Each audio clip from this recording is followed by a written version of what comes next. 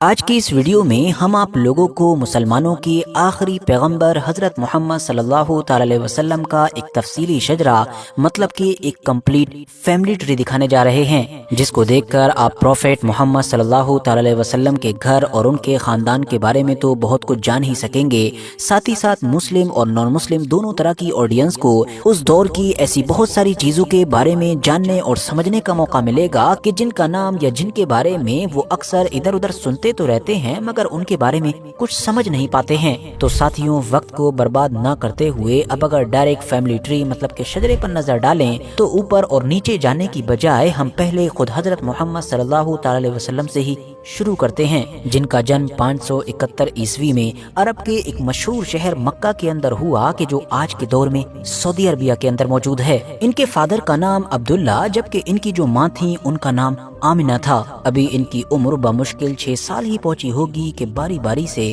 ان کے فادر اور مدر دونوں ہی ان کو اس دنیا سے چھوڑ کر جا چکے تھے، اسی لیے اس کم عمر میں ہی یہ پہلے تو اپنے دادا عبد المطلب کی سرپرستی میں آئے۔ جب ان کے دادا عبد المطلب بھی اس دنیا سے چلے گئے تو پھر ان کے ایک چاچا کہ جن کا نام ابو طالب ہوا کرتا تھا، ان کی پرورش انہوں نے کی۔ دادا عبد المطلب سے اب اگر ایک نمبر اور اوپر بڑھیں مطلب کہ پیغمبر حضرت محمد صلی اللہ تعالی علیہ وسلم کے جو پردادا ہوا کرتے تھے جن کا نام ہاشم تھا، وہ مکہ اور اس کے آس پاس کے پورے علاقے میں اپنے دور کے ایک بہت ہی مشہور، عزت دار اور اہم انسان تھے، بلکہ ان کے تو نام کا ہی مطلب تھا بھوکوں کو کھانا کھلانے والا۔ یہی وہ ہاشم تھے کہ جن کے نام پر ہی نبی علیہ السلام کے خاندان کا نام بھی پڑ گیا تھا۔ جی ہاں، جس خاندان کے اندر پیغمبر محمد صلی اللہ تعالی علیہ وسلم کا جنم ہوا تھا، اس خاندان کو بنو ہاشم کہا جاتا تھا اور یہ نام دراصل انہی پردادا کے نام پر تھا۔ اب یہ جو بنو ہاشم نام کا خاندان تھا، یہ دراصل قریش نام کے اسی قبیلے سے ہی نکلی ہوئی یا ٹوٹی ہوئی ایک شاخ تھا